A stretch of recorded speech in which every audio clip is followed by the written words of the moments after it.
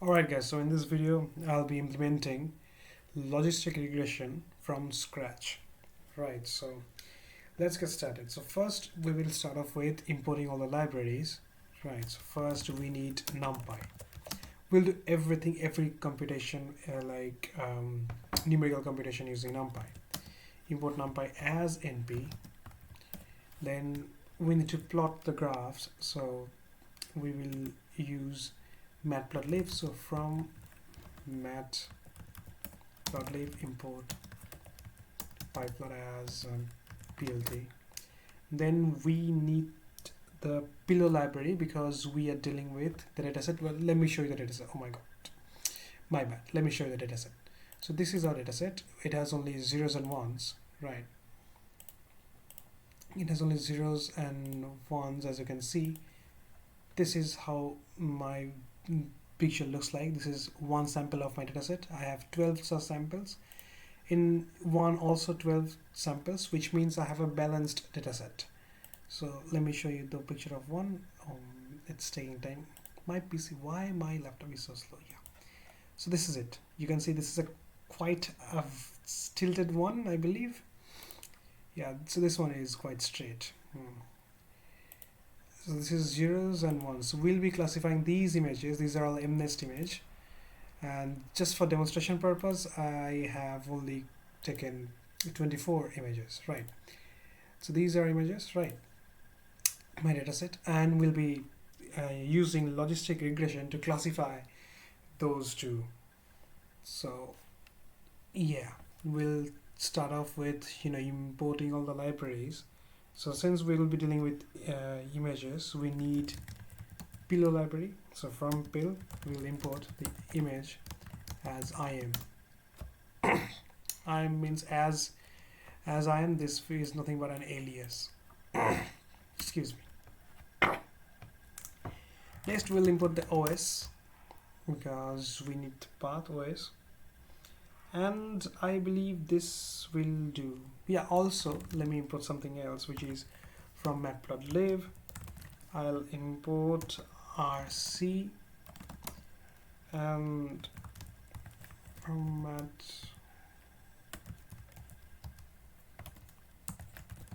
matlib.animation import fun animation as animate. Why am I doing this? Because all the plots that we'll be plotting in this tutorial, all the plots that we'll be plotting, we will create a video of it so that we can easily visualize all the plots. It's like an animation, right? So for that thing, we are using matplotlib's inbuilt animation class. And one thing we need to write here is animation, and HTML is my HTML5. Yes. So this will help us to display the matplotlib animation inside the Jupyter notebook. Let's run this cell. 4, restart it, run all. Yeah, good. Now next thing is we'll train loader. We'll define our train loader. Always with dataset. Yeah, so dataset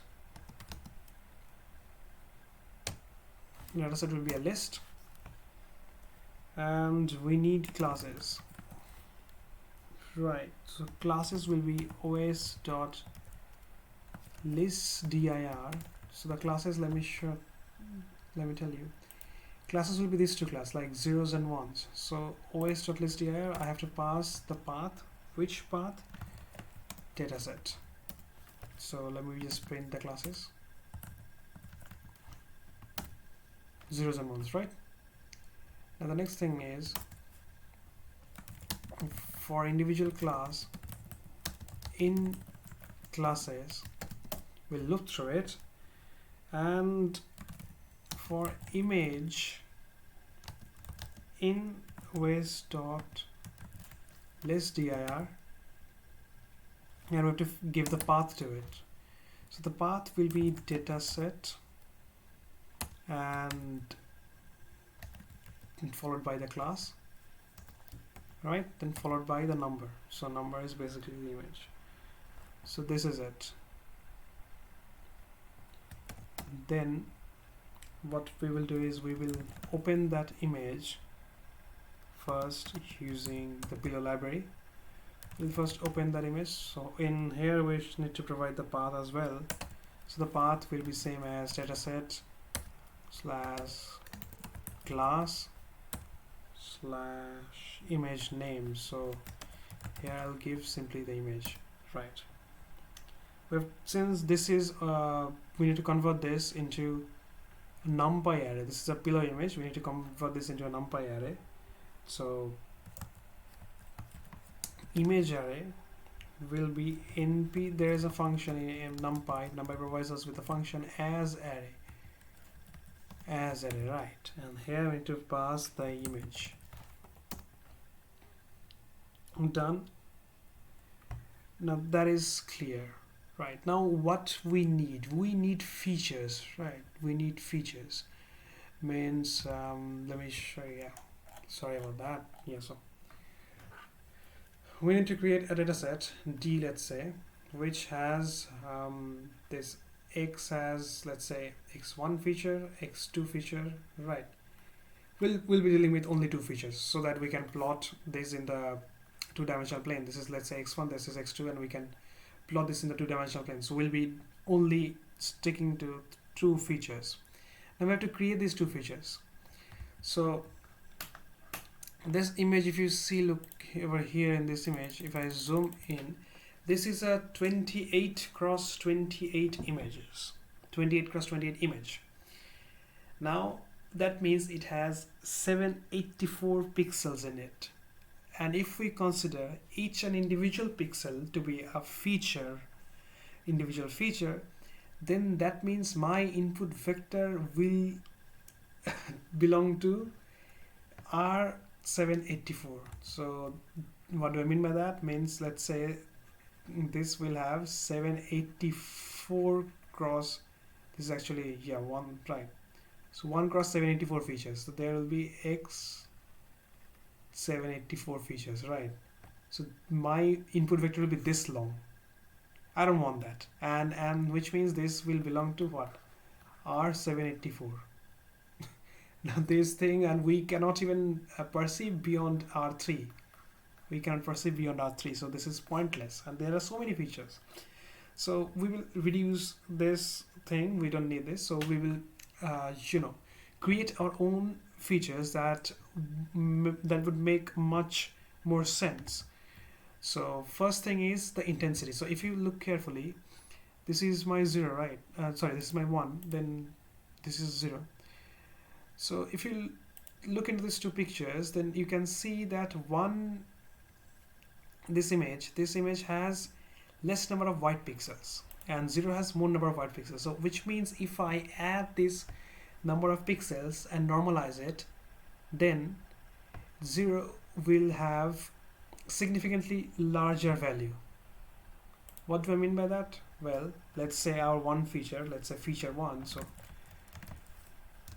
feature 1, I'm just renting this with feature 1.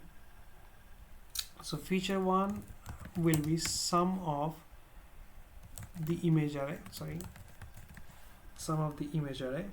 and we will divide that with the number of pixels, which is 784. That is one feature. And the next feature, what I have in mind is I'll simply take the sum as well, but this time image array minus image array dot transpose, then normalize it 784.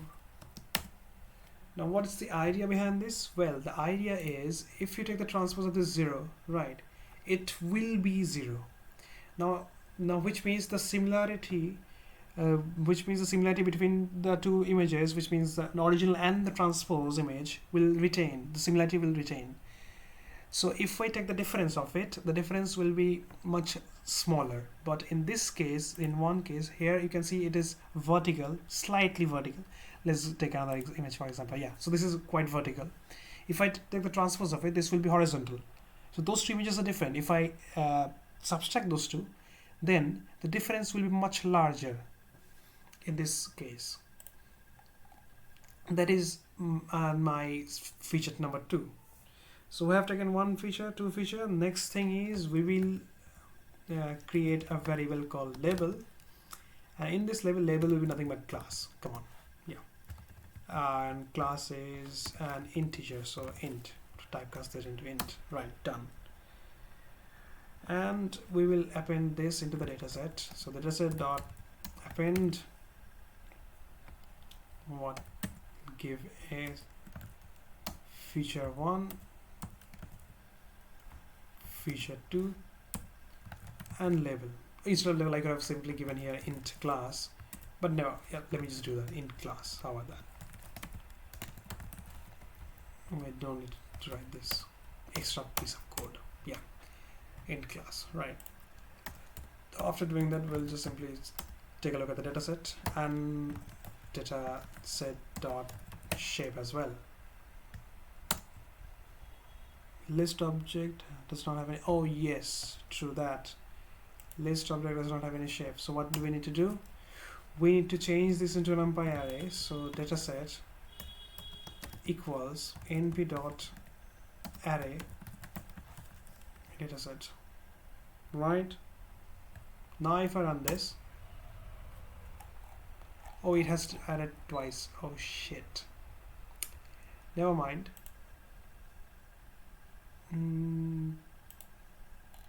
Now it's clear. Yeah, now it has 24. It has 24 total number of features, total number of points, input points, and these column, the third column, you see these are the labels. This is when second column is feature number 2 and first column is feature number 1. Let's plot this thing using PLT and scatter plot. Scatter plot, right? Dataset will give here all the x's, so the 0th column, then dataset first column, and C will be dataset second column. If I plot this, there you go. So you have it. Now which one is 0 and which one represents 1? So if you look carefully in here, then you can see all the ones from here. If you all the ones from here, these numbers are roughly below 30. You know, these numbers are all below 30 roughly, and in here these are above 30, all numbers.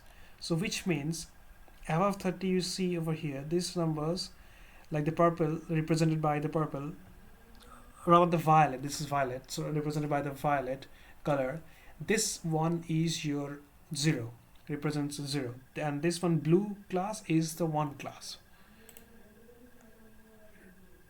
represents image 1. Next, logistic regression. We'll define a class, logistic regression. We're not to inherit from things, so yeah, init function define the constructor. Do we need something here? We can give the number of features as an input. Features, let's by default feature, let's fix it to 10. Now self dot weights, there are weights if you forget, so these are weights. Where did it go? Yeah, so this is my weight, right? A here, B, these are weights. Yeah, this is the note from previous video. I'll give the link to the video in the description below. So yeah, W is my weights, right? W is my weight, so I'll give it simply not weights, I'll just simply give it W's. Yeah, W's, capital W's. Let's go for it. So np.random, I'll randomly initialize the weights, rnd rand, and then this will be features, sorry, n features plus 1 and 1. Why plus 1? Because of the bias, right? So in here, if you see, let me write it down. Yeah, let me just write it down. So the hypothesis, x is nothing but sigmoid of what? W transpose x plus b. This is the bias, b is the bias. Now this term, look carefully, then this term can be written as W transpose X is nothing but summation of Wi Xi, I is from 1 to, let's say, n, plus B times 1. We can write it in this fashion. Now 1 we can write this as 0 and B as W naught plus this entire expression, which is 1 to n Wi and Xi. So together I can write this entire thing from 0 to n and W naught, Wi Xi, right? Hence, if only n features are given, I need to add this another feature, right? Exactly why I'm adding 1 to the dimension, 1 to the n features. That is done. Next we will define the forward function. So forward function self.x, just like PyTorch, if you're familiar with PyTorch. Next we'll define the sigmoid function. Sigmoid function will also take x and give return 1 divided by what? 1 plus np dot exp exponent of minus x, right? Negative exponent of minus x. So that is the sigmoid function. If you forgot, then there is it. Where is it? Yeah, so this is a sigmoid function. Sigmoid z equals 1 by 1 plus e to the power minus z. So that's what I mean. If you want to write here z, then yeah, fine, okay. Alright, hope this works. Good. Now return sigmoid of, we need to add W transpose, right? So self dot W dot T, then multiply this whole thing with my x. That's it. That's the forward function, right? So self dot W means W transpose dot is x, W transpose x.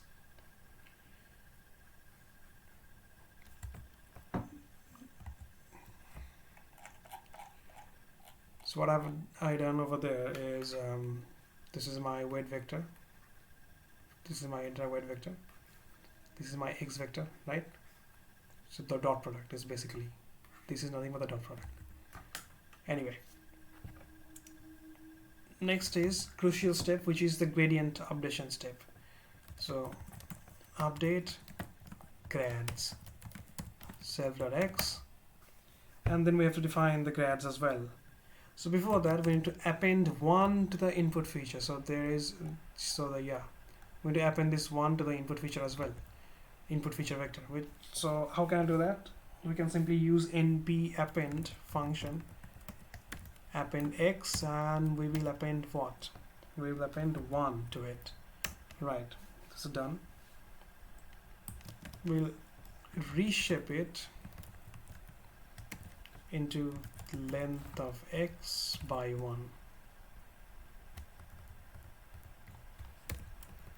Why am I doing this? Because otherwise it will treat the entire thing as just a single array, not a vector, right?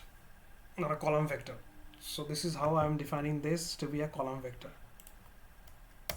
So next is self weight updation step, self.ws minus equal to learning rate. Oh, we need to define a learning rate as well. So in here I'll give some learning rate. Let's go with 0.01. So learning rate times what? Times del L by del W, right? Del L by del W. Over here we can see del L by del W. So W equals W minus the learning rate times del L by del W, and del L by del W is given by y hat minus y times I times xi, right?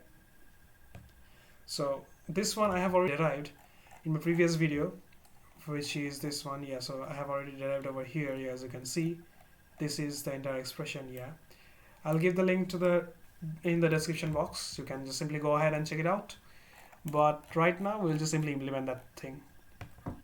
So here it will be simply self dot, we'll call the forward function, we'll predict the thing, we'll pass x to it, then minus y, which is the ground truth, and we need to take the ground truth over here as well. So yeah, ground truth times x when done, and we are done.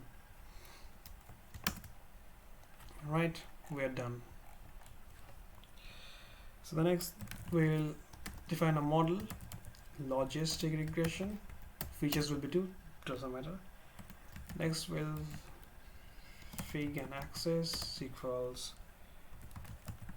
subplots.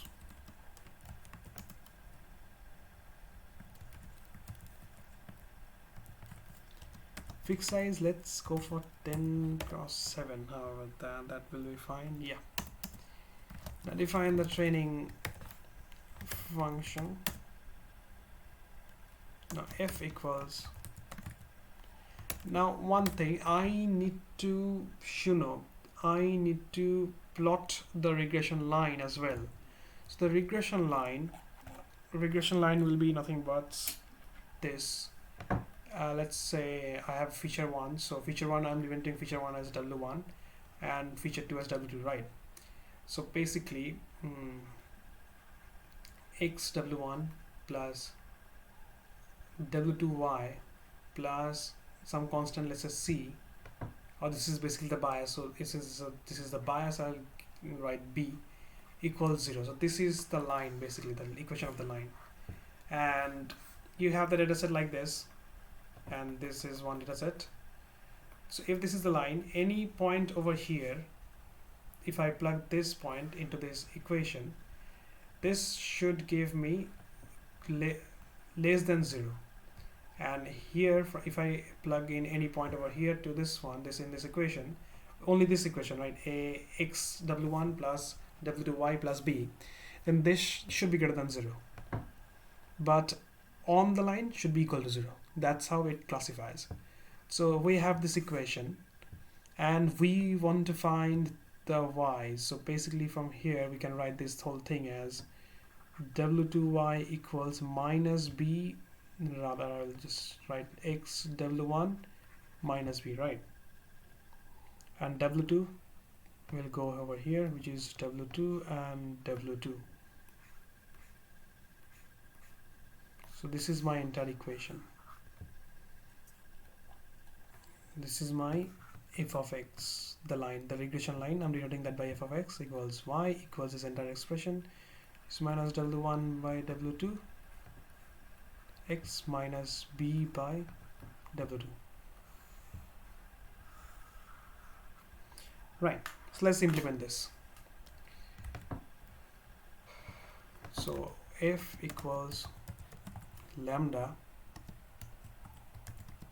x, and this will take minus of model dot w's 0. So model 0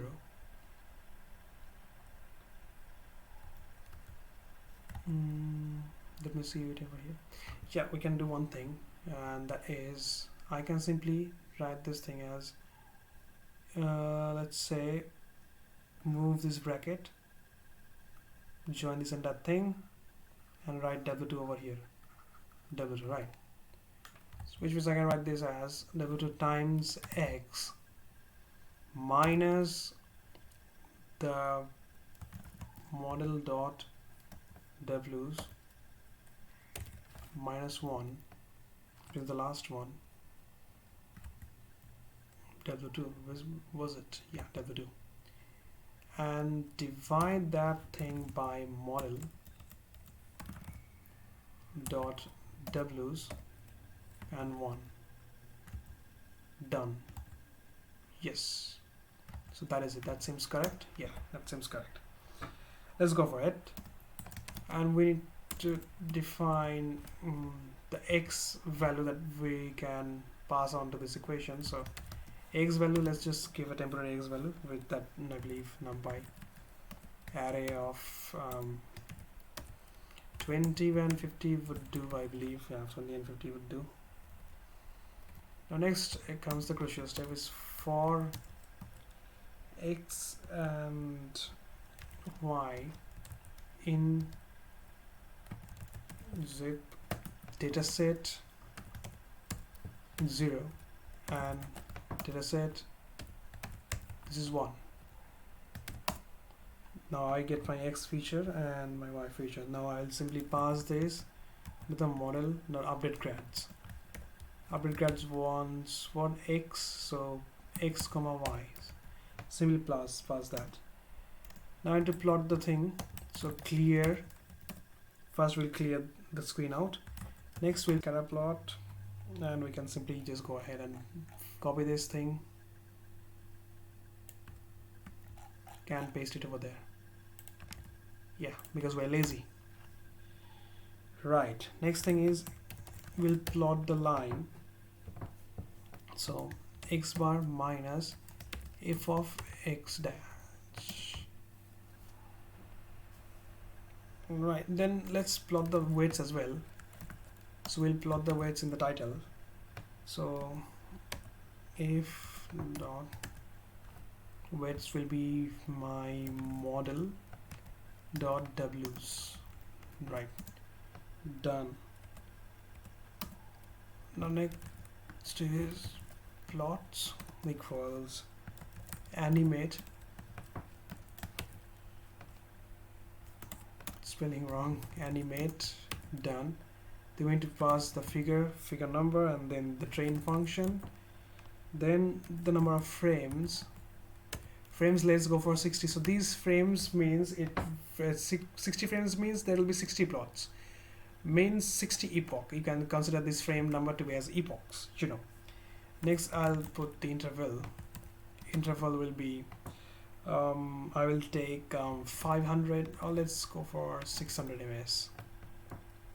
Then repeat will be false.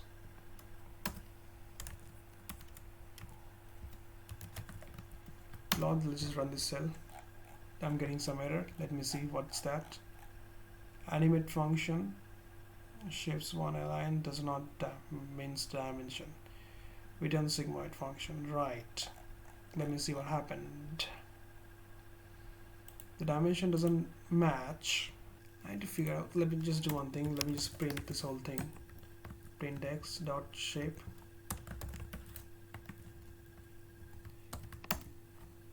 Done. Let me run this thing. Let me see this. All right, so this is happening. So this is 2 cross 1. Oh, I got it. Yeah, in this data set, I'm sorry about that. So in this data set, this will be, yeah, so this should be my column 2, right? And this one should be 2. Yeah, got it. Yeah, that's what I was thinking. Yeah, now it's clear. Now this should be fine. Basically what happened is here I gave only a single column instead of both. Like these are my 1 feature and 2 feature. These together is my input feature, right? Input vector. I only given only 1, right? So that was my mistake. So, sorry, my bad. So you can see the animation. So it is increasing. Yeah, so the line is changing, the weights are changing, hence the line is changing. And weights are changing means the slope is changing, right? So these are the slopes. So that's how this entire thing is changing, and it is now it has reached to the optimal decision boundary. Yeah, so that's it. Yeah, it's no longer moving. So yeah, it has reached. And I can see the weights are not even changing much. So that's it. That was the demonstration. Alright folks, thanks for watching. I hope you got something interesting to learn. Right then, adios.